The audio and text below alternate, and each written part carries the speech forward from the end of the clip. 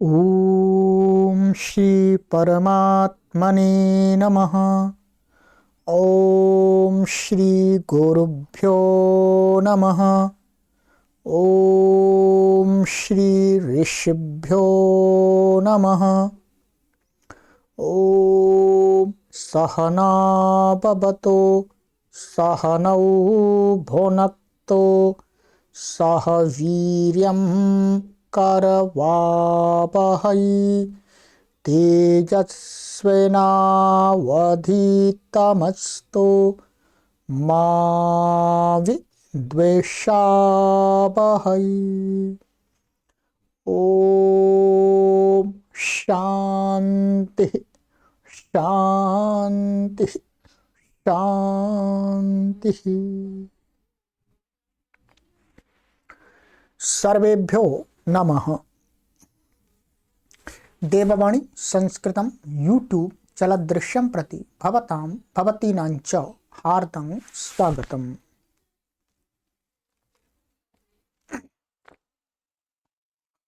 मित्रों, लघु सिद्धांत कौमुदी संपूर्ण अध्ययनम कक्षा संख्या 24 को आज पढ़ेंगे। 23 कक्षाएं आपको पढ़ा दी हैं। संधि प्रकरण हमारा चल रहा है। गत कक्षा से ही हल संधि व्यंजन संधि का प्रारंभ हुआ है। संज्ञा प्रकरण और अच संधि प्रकरण हमने पढ़ लिया। प्लेलिस्ट में एक कॉलम बना दिया गया है, लघु सिद्धांत कौमुदी भाग 1। उस पर क्लिक करके आप सभी कक्षाओं को अपनी सुविधानुसार कभी भी पढ़ सकते हैं। निःशुल्क अभियान है सभी के लिए। चलिएगा, अधिक जानकारी के लिए आप सभी पाठक इन व्हाट्सएप नंबरों पर संपर्क करें। तो गत कक्षा में मैंने आपको हल संधि व्यंजन संधि के कुछ सूत्र पढ़ाए थे।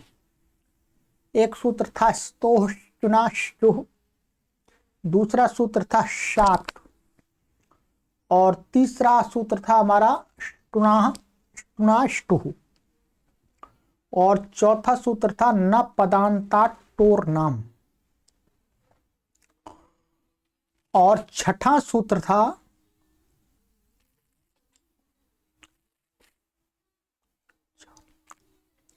पांचवा तोह शी। 5 सूत्र पढ़े थे, ठीक है। चलिएगा, अब उसी में व्यंजन संधि में आगे पढ़ते हैं। आज लघु सिद्धांत कौमुदी सूत्र संख्या 67, ठीक है। झलाम जशोन्ते 8वें अध्याय के दूसरे पाद का 39वां ये सूत्र है, ठीक है। इसको पदांत संधि बोलते हैं, जशत्व संधि बोलते हैं, पदांत जशत्व संधि। सूत्र के अंदर एक झलाम पद है, एक जशः पद है और एक अंत्य, 3 पद हैं सूत्र के अंदर। अर्थ करते हैं इसका आचार्य वरदराज महाराज जी। पदांते झलाम जशः स्युः। सरल है। पदांते माने जिस सुप्तिगंतम पदम, सूत्र से जिसकी पद संज्ञा की जाती है, ठीक है। तो उस पद के अंत में वर्तमान जो झल का अर्थ हो गया आपका वर्ग के चौथे, तीसरे, दूसरे, पहले और ऊष्म वर्ण। ऊष्म श, श, स और ह, और वर्ग के पहले, दूसरे, तीसरे, चौथे ये वर्ण आते हैं झल। तो इन वर्णों में से कोई वर्ण यदि पद के अंत में वर्तमान है, ठीक है, पद के अंत में, तो उसको क्या कह रहे हैं? जशः स्युः। माने जश का अर्थ है वर्ग के तीसरे अक्षर, जश प्रत्याहार में तीसरे आते हैं। तो वर्ग का तीसरा अक्षर हो जाता है। ठीक है, तो जिस वर्ग का झल है उस वर्ग, उसके स्थान में तीसरा उसी वर्ग का होता है। ये बात स्थानीयंतर तमा के सहयोग से प्राप्त होती है। ठीक है, अभी बता देंगे, थोड़ा समझा दूंगा। तो यहां पर एक उदाहरण दे रहे हैं कि वागीशः। ठीक है, क्या उदाहरण दिया है यहां पर? वागीशः।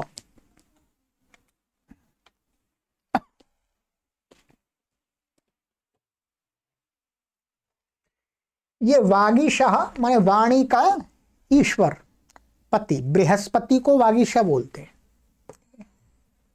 इसके अंदर दो शब्द हैं, ये दो शब्दों का समास होकर के बना हुआ शब्द है। ठीक है, एक समस्त पद है, परंतु इस समास में दो शब्द जुड़े हुए। कौन से? एक जुड़ा हुआ वाक, वाक का अर्थ होता है वाणी, सभी जरूर जानते हैं। और ईशः, ईशा का अर्थ होता है स्वामी, मालिक। तो इसका जो समास का विग्रह करते हैं, वाचः ईशः वागीशः, वाणी का ईश्वर। ठीक है, क्या करते हैं, जब इन दोनों का समास करते हैं, ये षष्ठी व्यक्ति एकवचनांत है और ये प्रथमा व्यक्ति एकवचनांत है, इनका दोनों का समास करते हैं। तो इनका जब दोनों का समास करते हैं तो क्या हो जाता है, ये जो शब्द हैं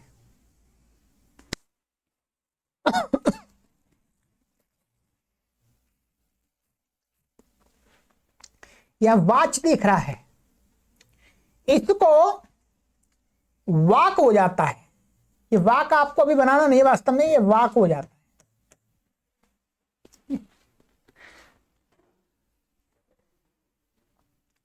क्या हो जाता है? वाक हो जाता है। तो और वाक और फिर ये ईश मिलाते हैं इसमें। ठीक है, तो यहां पर ये क्या है, ये पहले ऐसा था, पर जब समास के होता है तो क्या ये हट जाता है, इसका विसर्ग आदि हट जाता है, प्रत्यय हट जाता है। ये समास में आपको समझ में आएगा। तो अभी आपको ये समझना है कि समास में इतने पद की भी, माने ये इतना पद है, इसका ये भी क्या है, पद है, इसको पद बोलते हैं। सुप्तिगंतम पदम से ये क्या है, पद है। अब आप ये शंका मत करने लगिए, क्या यहां पर तो पद है ही नहीं, सुप तो है ही नहीं, यहां सुप है। ये व्याकरण के सूत्रों से ज्ञात होता है, आगे पढ़ेंगे तब, कि ये पद है, ये सुबंत है। वास्तव में क्या है, सुबंत है। ये यहां पर ये आया था षष्ठी व्यक्ति एक वचनांत का, एक वचनों का जो सुप आया था प्रत्यय, परंतु समास में वो हट जाता है, हट जाता, पर हटने के बावजूद भी उसको मान करके कोई कार्य करना है तो वो हो जाता है। इस कारण से ये क्या है, पद है। सुप्तिगंतम पदम से ये पद है। अब पद के अंत में यहां पर ये का दिख रहा है आपको, क्या है, का।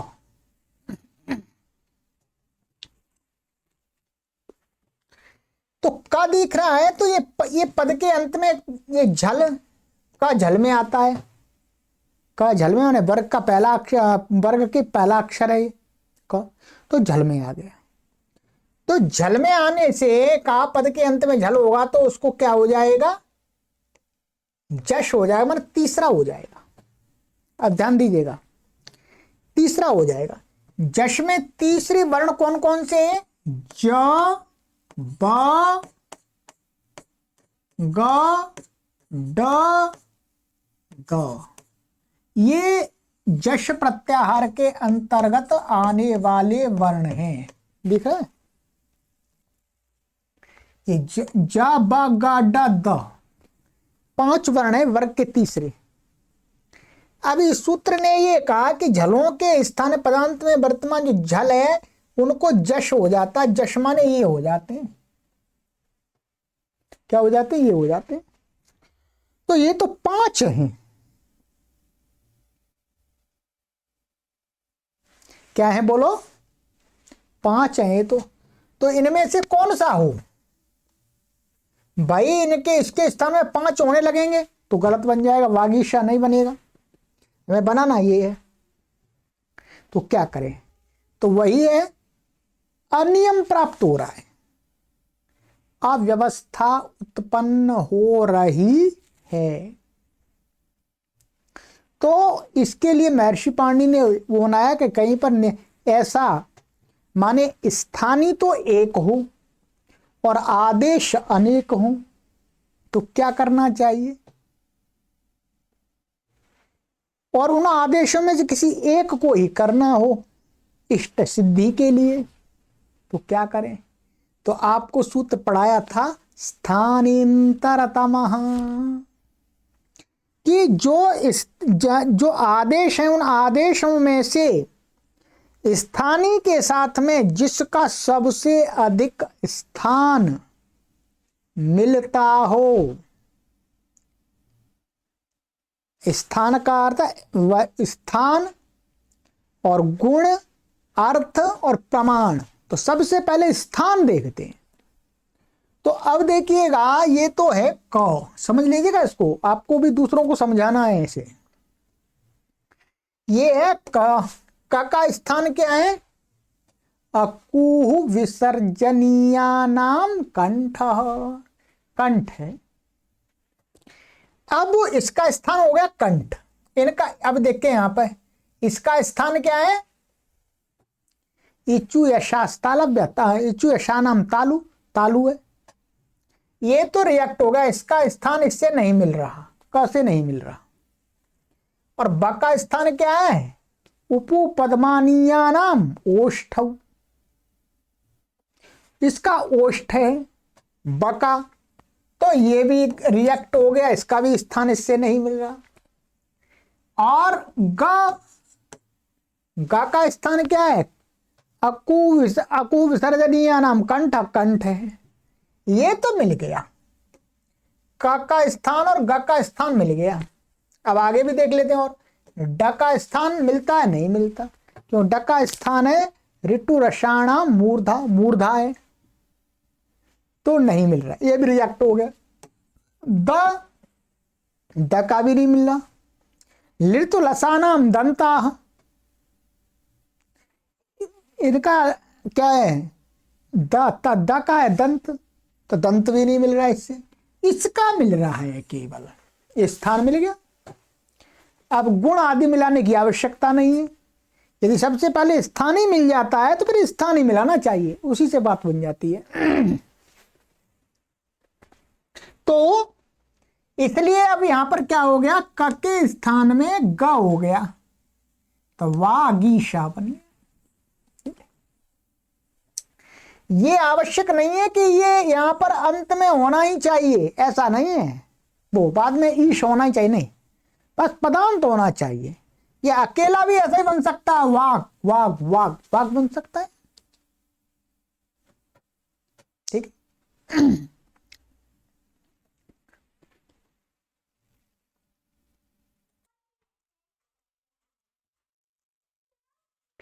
अब इसी प्रकार मैं आपको और भी उदाहरण दे रहा हूं, यहां तो केवल आचार्य वरदराज महाराज जी ने एक उदाहरण दिया है, ठीक है, मैं आपको और उदाहरण कुछ दिखा रहा हूं। जैसे ये एक उदाहरण है अजंता,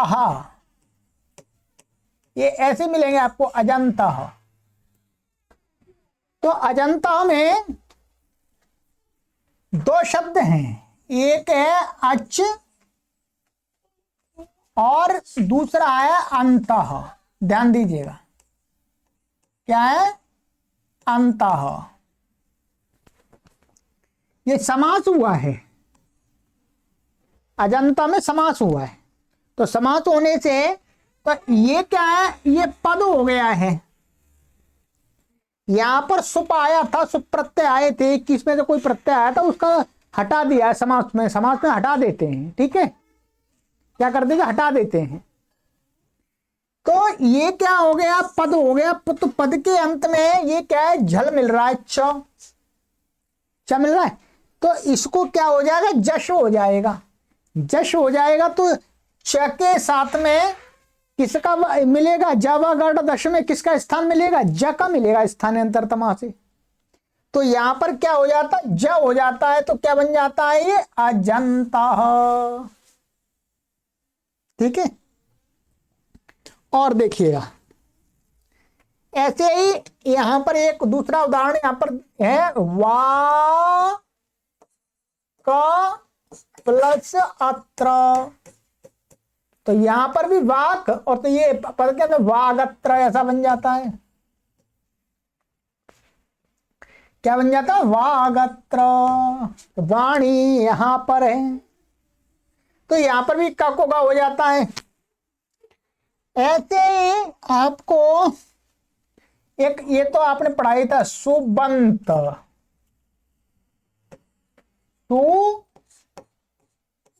सुबंत, ठीक है। तो सुबंता कैसे बना है, यहां पर क्या है, सुप प्लस अंत, ठीक है, सुप प्लस अंत। तो ये क्या है, यहां समास हो गया, यहां पर भी समास हो गया। तो क्या हुआ, तो यहां समास में ये पद के अंत में आ गया, ये पद है सुप। तो प को ये झल को जश हो गया, इसी बात का तीसरा हो गया स्थानांतरतमा से। प का स्थान जश क्या है, ब। तो ब हो गया, तो सुबंता बन गया, बन गया सुबंता। चलिएगा ऐसे ही आपको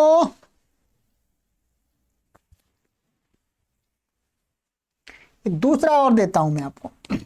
देखिए ये है रामात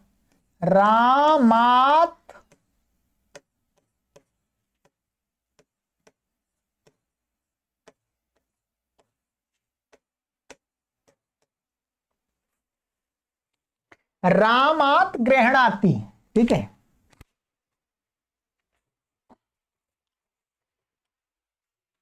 तो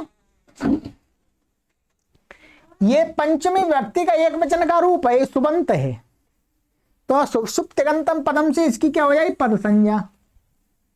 तो पद के अंत में यहां पर ये ता है, तो यहां पर क्या करेंगे, यहां पर इसको क्या हो जाएगा, रामा, और ता का जश क्या होगा, द हो जाएगा स्थानांतरतमा से, तो द हो जाएगा, ठीक है। तो रामाद गृहणाति,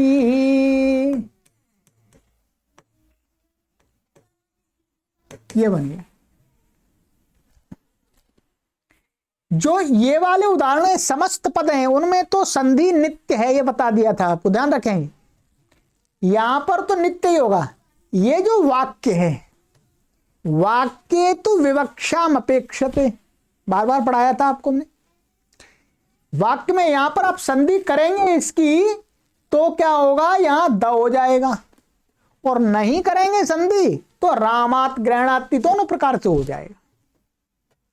बस यहां पर यह दिखाने के लिए बताया कि यहां पर भी पद के अंत में यदि झल है तो उसको भी जश हो जाता है, उसी का अपने वर्ग का तीसरा हो जाता है, ठीक है।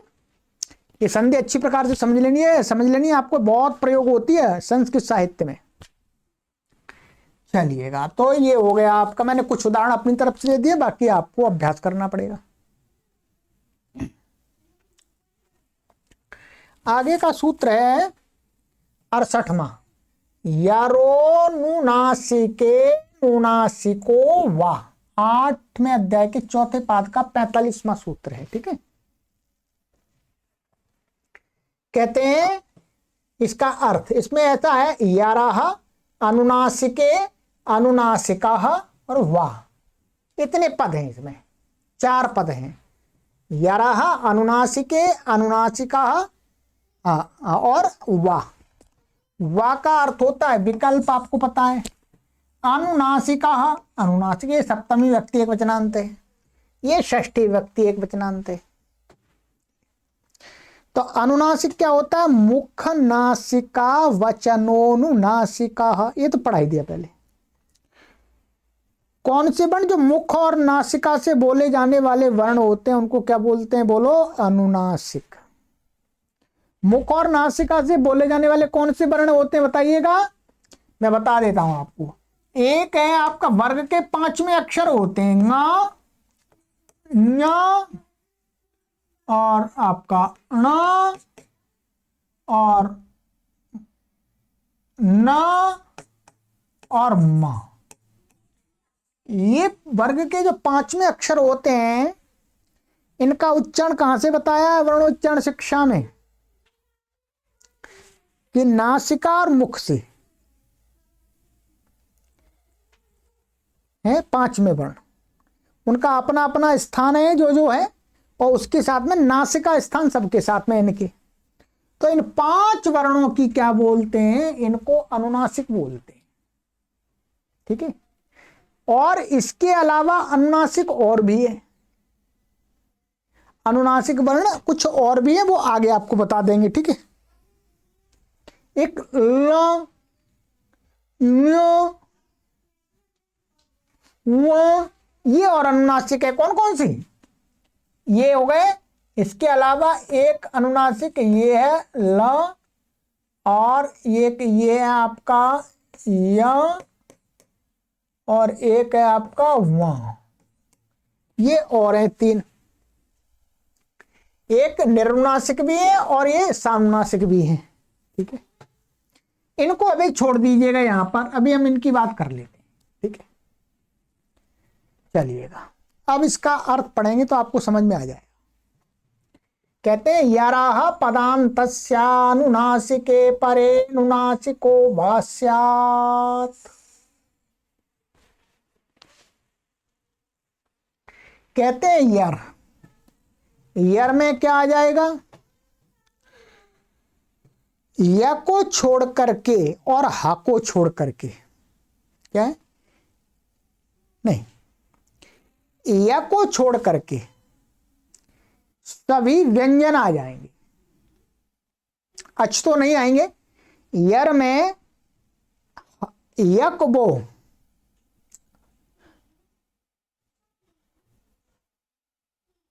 ह को छोड़ करके सभी व्यंजन आ जाएंगे। ठीक। तो यर का मतलब हुआ सभी व्यंजन, माने ह को छोड़ करके सभी व्यंजन।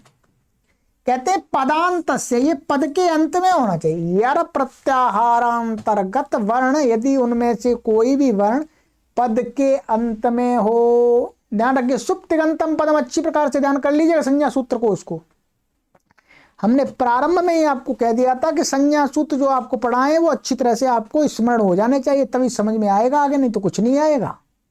नहीं तो ऊपर से हरे कृष्णा हरे राम होता जाएगा। ठीक है। तो कहते हैं पद के अंत में यदि यर प्रत्याहारांतर्गत कोई वर्ण है तो कहते हैं, और उसके बाद में कोई अनुनासिक आ रहा है वर्ण, माने बाद का पद हो गया तो शब्द समाप्त हो गया।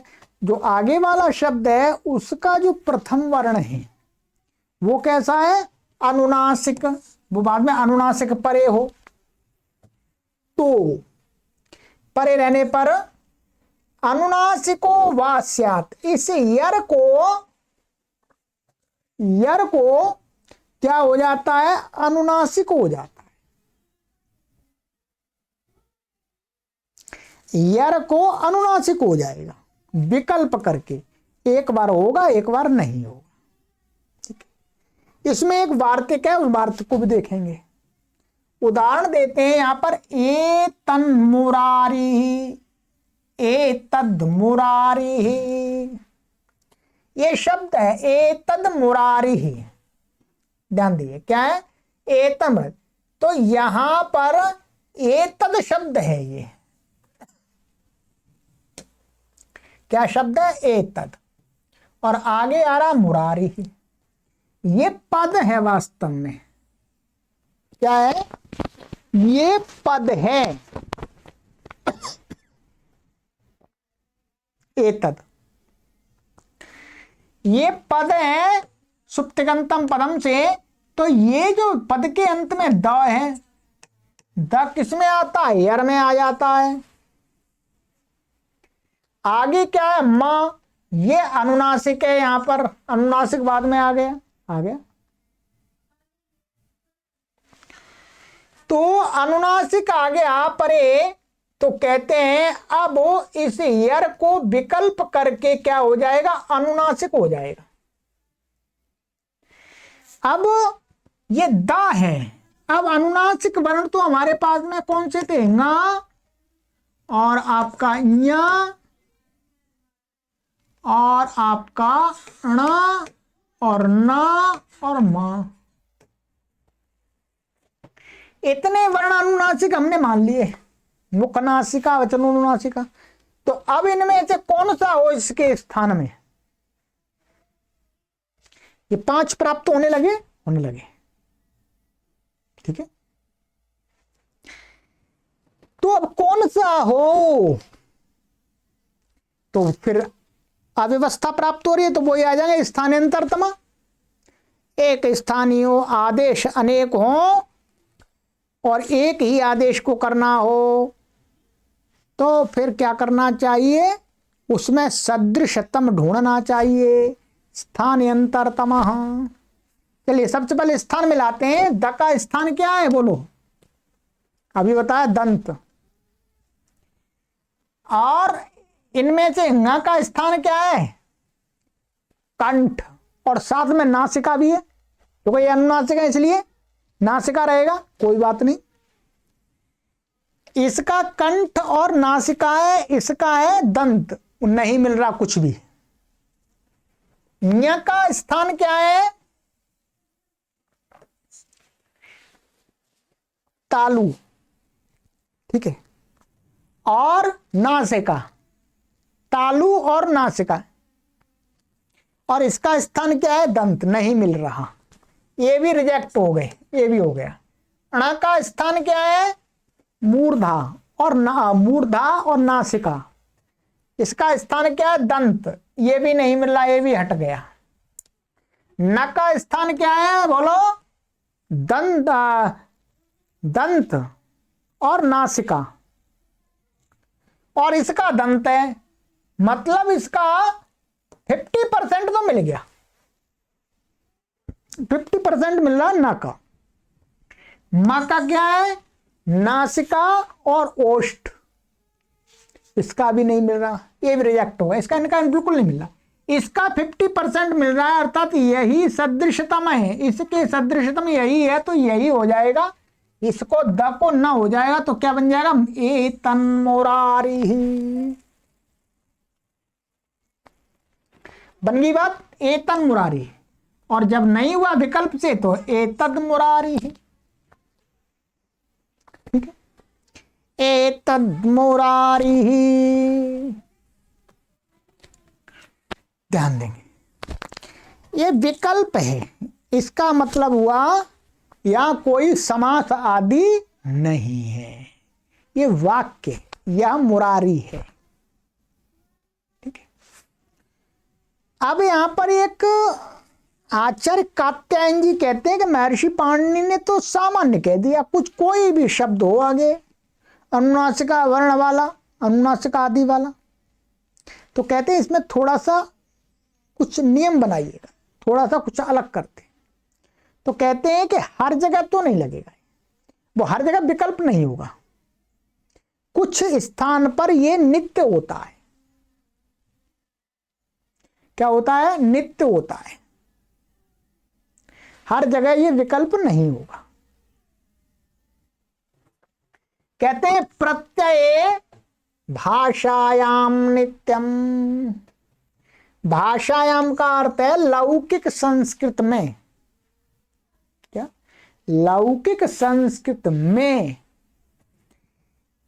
प्रत्यय के, प्रत्यय माने आगे जो वर्ण अनुनासिक वर्ण आ रहा है, यर के बाद में जो अनुनासिक वर्ण आ रहा है, यदि वो प्रत्यय का है अनुनासिक, तो फिर विकल्प नहीं होता है, तो नित्य ही होता है। वेद की बात नहीं कर रहे, वेद में तो विकल्प भी हो जाएगा। तो कहते हैं यहां पर प्रत्यय माने अनुनासिकादि प्रत्यय के परे रहते तो यर को नित्य ही अनुनासिक हो जाता है। तो कहते हैं अच्छा क्या लाभ मिला, तन्मात्रम चिन्मयम।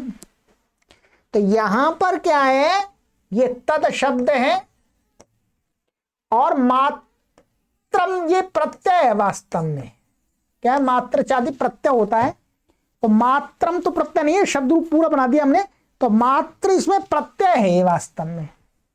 और प्रत्यय का आदि वर्ण क्या है, मां, ये अनुनासिक है, तो इसके पहले इसको क्या हो जाएगा, नित्य ही अनुनासिक हो जाएगा। तो इसका अनुनासिक क्या हो जाएगा, न हो जाएगा, ये द का न हो जाता है स्थानांतरतमा लग करके। तो तन्मात्रम, यहां पर विकल्प नहीं रहेगा, तन्मात्रम नहीं बोल सकते, तन्मात्रम ही होगा। ऐसे ही चिन्मयम, चित्त, चित्त शब्द है, चित्त माने चेतन, परमात्मा का चिन्ह मात्रम, चेतन मात्र है। तो चिन्मयम क्या, चिन्मयम। तो यहां पर ये मय ये क्या है, यहां पर इसको भी आपको क्या समझना है, ये चेता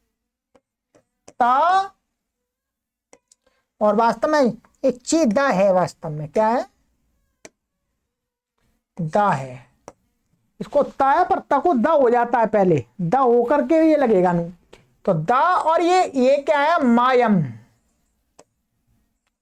तो ये वास्तव में मयम क्या है, ये मयट प्रत्यय है। एक व्याकरण पढ़ेंगे तब आपको ज्ञात होगा, मयट प्रत्यय है। तो मयट ये तो ये म किसका है, प्रत्यय का है, इसलिए यहां पर नित्य ही इसका अनुनासिक हो जाएगा, तो ना हो जाएगा। तो क्या हो जाए, चिन्मयम, ये बनेगा ये, ठीक है, चिन्मयम। तो ये वार्तिक आपको जरूर ध्यान रखना है। यदि अनुनासिक, यदि प्रत्यय का है अनुनासिक वर्ण, तो नित्य ही यर को अनुनासिक होगा, और वैसे विकल्प होगा, प्रत्यय का नहीं है तो भाषा में, भाषा या वेद दोनों जगह, ठीक है। चलिएगा, तो ये हो गया आपका। इसी प्रकार से आपको बहुत सारे उदाहरण आपको मिलेंगे, ठीक है। जैसे मैं आपको कुछ लिख करके बता देता हूं, जैसे एक देखिएगा, जगन्नाथ, क्या है,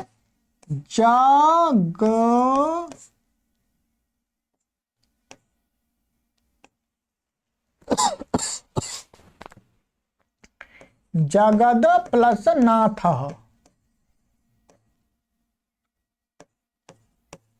तो क्या बन जाता है, द को न होगा जगन्नाथ, ठीक है। तो ये हो गया, ये पद का अंत का है ये द।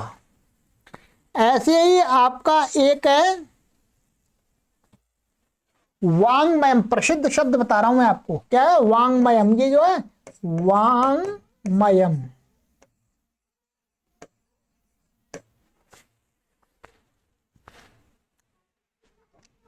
तो ये तो नित्य होगा।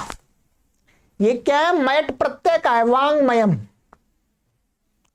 वाणी कौन है, भंडार, वांगमयम। तो वांगमयम में वास्तव में क्या है, वाग प्लस मयम, और वाक से भी पहले क्या है, वाक है, ध्यान देंगे, क्या है, वाक।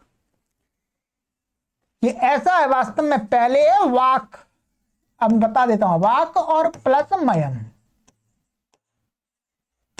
यहां पर पहले का को क्या करेंगे, जो मैंने ऊपर वाला सूत्र पढ़ाया है, झलाम जशो अंते से इसको क्या करेंगे, का को ग बनाएंगे, ये झल को जश करेंगे उस सूत्र से,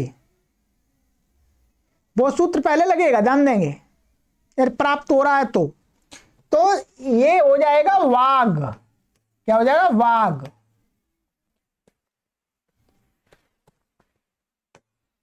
ये वाग। अब वाग और मयम ये प्रत्यय का, इसलिए नित्य ही इसको अनुनासिक हो जाएगा। ग का अनुनासिक क्या हो जाएगा? न हो जाएगा, वांग मयम बनेगा। या विकल्प नहीं होगा प्रत्यय का, इसलिए। ठीक है, ये प्रसिद्ध शब्द है। चलिएगा, और बहुत जगह पर लिखा हुआ मिलेगा आपको संस्कृत साहित्य में, किंचन मात्रम।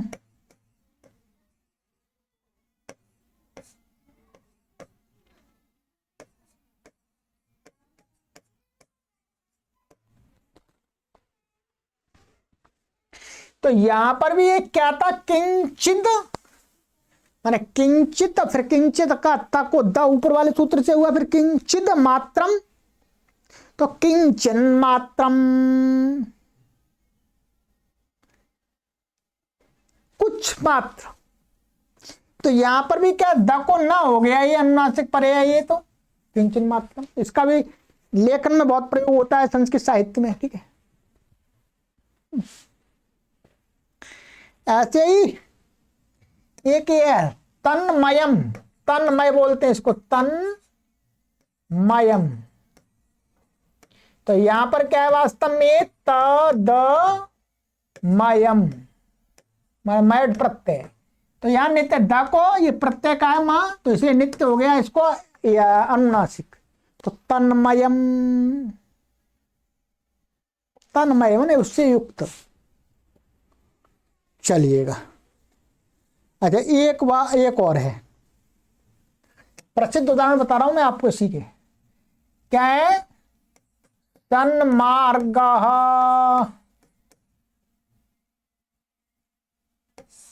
ठीक है,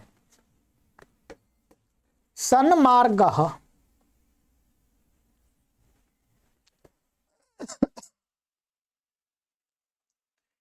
तो अब क्या हुआ यहां पर? ये वास्तव में ऐसा है, सत और प्लस मार्ग। ठीक है, तो यहां पर सबसे पहले तो ये लगेगा झलाम जशवंते से, ये त को क्या हो जाएगा? द।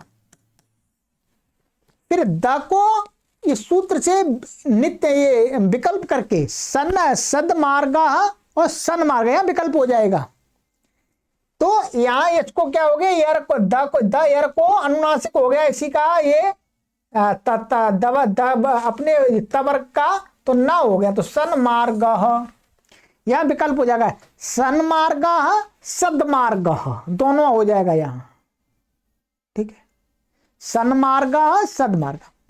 परंतु जब इसमें समास कर देंगे, ध्यान देंगे, समास कर देंगे, तो समास में ध्यान रखेंगे ये सूत्र विकल्प नहीं कर सकता, फिर समास में नहीं कर पाएगा, ये ध्यान रखेंगे आप। ठीक है, तो वास्तव में ये सूत्र समास में तो नहीं कर सकता, ये तो नियम बता दिया, समास में नित्य होता है। तो यहां आप सदमार्गा भी है, सन्मार्गा भी प्रयोग, ये यही प्रयोग है वास्तव में, समास का प्रयोग है, ये समास होकर के प्रयोग होता है। सच्चा संश्चासौ मार्गश्च सन्मार्ग। तो यहां पर इससे क्या हो गया? अनुनासिक हो गया। ठीक है, ये ध्यान रखेंगे कुछ। बाकी इसमें अधिक शंका समाधान तो आपको सिद्धांत कौमुदी और महाभाष्य में समझ में आएंगे, बाकी अभी इतना ही ठीक है। ठीक है, चलिएगा, तो ये मैंने आपको बता दिया।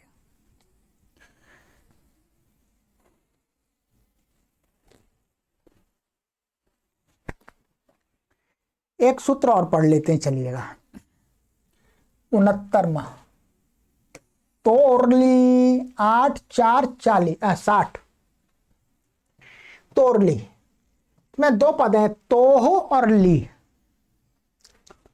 कहते तवर्गस्य लकारे परे पर सवर्ण, तवर्ग का कोई भी वर्ण हो और बाद में लकार आ रहा हो, ध्यान रखिएगा, बाद में क्या आ रहा हो? ला। तो जो क्या कहते हैं, लकार के परे रहते पर सवर्ण, माने जो तवर्ग है वो कैसा हो जाएगा? पर सवर्ण माने लकार के वर्ण वाला हो जाए, लकार ही हो जाएगा, लकार हो जाएगा। पर सवर्ण पर के समान हो जाएगा तो लई हो जाएगा। तो उदाहरण देते हैं, तल्लया। तल्लया का ना अर्थ है उसका नाश। तो तल्लया में क्या है, यहां पर दो शब्द है, एक तद शब्द है और लय शब्द है। लय शब्द है, क्या है, तद प्लस लय। ठीक है। अब ये क्या है, तवर्ग का है, द और आगे ला रहा है, तो इस द को क्या हो जाएगा, पर सवर्ण हो जाएगा, ऐसा ही हो जाएगा। क्या हो जाएगा, ऐसा ही हो जाएगा। मैं द को ल हो जाएगा, तो क्या बन जाएगा, तल्लया। तल्लया हो गया। आगे उदाहरण दिया है, विद्वान विद्वान लखती नस्यानुनासिको लह। इसको थोड़ा समझ लीजिएगा। इसको लिखने का तरीका ये है, वास्तव में ये जो अनुनासिक लगा है ये वास्तव में यहां नहीं होता, ये वाला ल होता है। इसको अलग अलग लिख देता हूं मैं, विद्वा और ये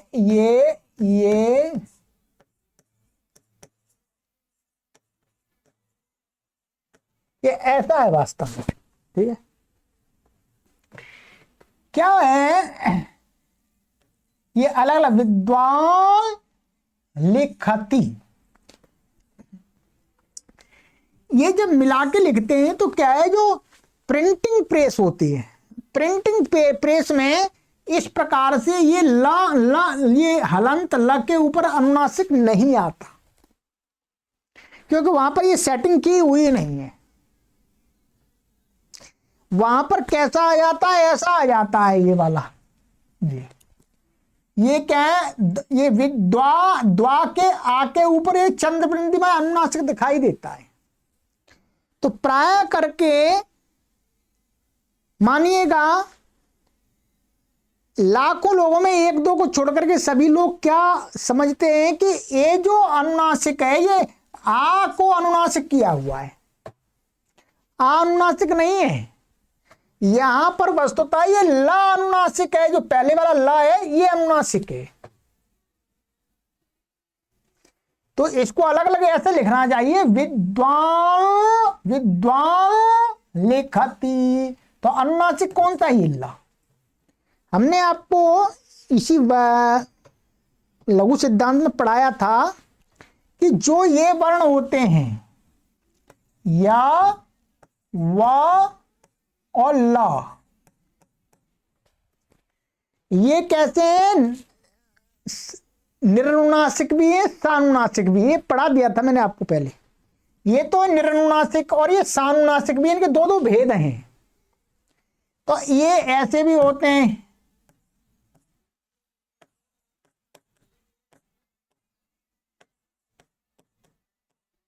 ठीक है, ये निरनुनासिक हो गए, ये सानुनासिक हो गए। ठीक है, अब यहां पर हमारा जो यहां वो है, ये शब्द है विद्वान। क्या है, ऐसी संधि करने के लिए विद्वान और आगे है लिखती। अच्छी प्रकार से समझ लीजिएगा, अपने छात्रों को भी इसी प्रकार से पढ़ाइएगा। ठीक है, नहीं तो ऐसे ही पढ़ाते चले जाते हैं, इसी को बोलते हैं ये अनुनासिक है, समझ में नहीं आता छात्रों को भी। तो अब क्या है, ये है तवर्ग का न क्या है, तवर्ग का है, और आगे ला रहा है। तो तोरली ने कहा कि भाई तवर्ग को ला के परे रहते पर सवर्ण हो जाता, माने इसी का सवर्ण हो जाएगा न को। अब क्या है, न कैसा है, न है अनुनासिक। ध्यान देंगे, क्या है, अनुनासिक। अब हमारे पास में ल दो प्रकार के हैं, एक तो निरनुनासिक है और एक है सानुनासिक। जैसे यहां पर जो द के स्थान में जो ल किया था, तो ये द कैसा था? निरनुनासिक था। द तो निरनुनासिक ही है, तो इसलिए इस द या जो द है इसके स्थान में जो ल हुआ था वो कौन सा हुआ था? ये वाला हुआ था, निरनुनासिक वाला। माने ऐसा श्रवण करना है कि मैं द का जो अपना है वो ही होना चाहिए, उसी का होना चाहिए। तो ना वो आ रहा था आपका ल, क्योंकि द में नासिका नहीं है और एक ल ऐसा उसमें नासिका नहीं है, तो निरनुनासिक के स्थान में निरनुनासिक ल होगा। परंतु यहां पर क्या है? ये है ना अनुनासिक, न तवर्ग का है, परंतु इसके उच्चारण में नासिका का उच्चारण भी होता है। तो अब इसके स्थान में परसवर्ण करेंगे, तो परसवर्ण वाला भी ऐसा ही होना चाहिए जिसके अंदर वो नासिका का उच्चारण हो। तो ल का ये वाला जो ल है सानुनासिक, अब सानुनासिक होगा क्योंकि इसमें नासिका का भी स्थान है, लो लो लो। तो इसलिए यहां पर ये अनुनासिक के न के स्थान में करेंगे तो इसको क्या हो जाएगा? ये वाला होगा, तो ये न हट जाएगा तो क्या बन जाएगा? ये ऐसा न बनेगा, विद्वान और लिखती। ये वस्तुतः ऐसा है, परंतु छपाई में वो फॉर्मेट नहीं होने के कारण से ऐसा लिखा जाता है, परंतु हमें समझना इसको ऐसे है, ध्यान देंगे। अब गलती हम प्रिंटिंग प्रेस की भी नहीं कह सकते, क्योंकि शायद उसमें निकलता नहीं है कंप्यूटर में। माने प्रिंटिंग प्रेस का मतलब आजकल कंप्यूटर में टाइप करते हैं वहां पर भी नहीं होता, ये है ही नहीं ऐसा वर्ण उसमें, ये ऐसा ही है। तो गलती कंप्यूटर महाराज जी की भी नहीं है, परंतु इस गलती को दूर करने के लिए सभी अध्यापकों को अपने छात्रों को अच्छी प्रकार से समझा देना चाहिए कि भाई ये परिस्थिति है, यहां पर लिखा तो ऐसा ही है, आ अनुनासिक नहीं है, ये वास्तव में ला अनुनासिक है। ठीक है, ये सानुनासिक है ला। ठीक है, तो ये बन गया। वही कहा यहां पर आगे, नस्या मन विद्वान के नकार को अनुनासिक ला, अनुनासिक ला होगा, निरनुनासिक नहीं होगा। ये आचार्य वरदराज महाराज जी ने यहां पर स्पष्ट लिख दिया है। चलिएगा, तो आज की कक्षा में हमने आपको 3 सूत्र पढ़ा दिए, अच्छी प्रकार से समझ लीजिए। जलाम जशोवंत, यारो नुनासिके नुनासिको वा और तोड़ लिए, बहुत महत्वपूर्ण सूत्र है। आगे का सूत्र आ रहा है हमारा 70वां, उदः स्था स्तंभो पूर्वस्य। कैसा लग रहा है मित्रों? थोड़ा गहराई में जा रहे हैं, क्योंकि ये ऊपर ऊपर तो जितना आप स्वयं पढ़ के समझ लेंगे उतना तो बहुत सभी ऑनलाइन वाले पढ़ा रहे हैं। कुछ अधिक पढ़ाने से तो लाभ है, इसलिए हम कुछ आपको अधिक पढ़ाते हैं। चलिए आगे की कक्षा में मिलते हैं। परंतु मित्रों, दक्षिणा के रूप में हम आपसे चाहते हैं कि इस लघु सिद्धांत कौमुदी की कक्षा में प्रत्येक पाठक 100 पाठकों को जोड़े। यही गुरु दक्षिणा है, 100 लोगों को आप जोड़िएगा इसको पढ़ने के लिए। इसके बहुत डिमांड है। ये तो संस्कृत के प्रत्येक विद्यालय में ग्रंथ लगा हुआ है, लघु सिद्धांत कौमुदी, ध्यान रखिएगा। इसलिए मैं पढ़ा रहा हूं इसको परिश्रम करके। तो प्रत्येक भारत के प्रत्येक संस्कृत के विद्यार्थी के पास इस कक्षा को पहुंचाना है, हमारा ये लक्ष्य। ठीक है, सर्वेभ्यो नमः।